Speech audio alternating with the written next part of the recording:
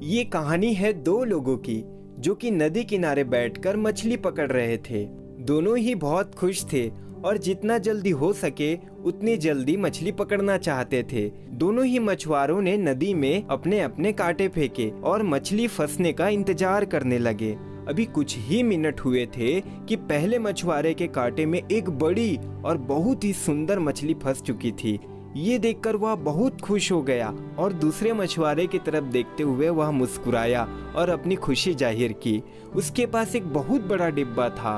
उस बड़े से मछली को उस बड़े डिब्बे में उसने रख दिया और फिर से अपना कांटा उसने नदी में फेंका। इतने में ही छोटी छोटी मछलियाँ वो पहले मछुआरे के कांटे में फिर से फंस गई। ये देखकर वह और भी खुश हो गया। करीबन 1 घंटे बाद दूसरे मछुआरे के कांटे में एक भी मछलियाँ नहीं फंसी थी।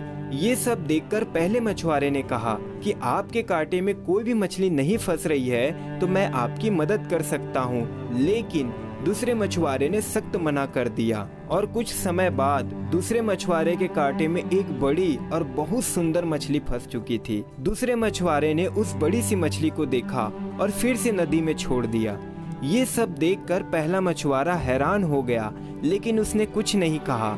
देखते ही देखते दूसरे मछुआरे के कांटे में बड़ी से बड़ी मछलियां फंसती जा रही थी, लेकिन वह सभी मछलियों को नदी में छोड़ देता था। ये सब देखकर पहले मछुआरे से अब रहा नहीं गया और उसने दूसरे मछुआरे से पूछा, क्या भाई, तुम्हारे कांटों में कई बड़ी और सुंदर मछलियां फंसी थी, लेकिन तुमने तो वो सभी मछली फेंक दी, ऐसा क्यों? दूसरे मछुआरे का जवाब सुनकर पहला मछुआरा हैरान हो गया। दूसरे मछुआरे ने जवाब दिया, वो सभी मछलियां बहुत बड़ी थी, मेरे पास उन्हें पकाने के लिए कोई भी बड़ा बर्तन नहीं है, इसीलिए मैंने नदी में फेंक दिया।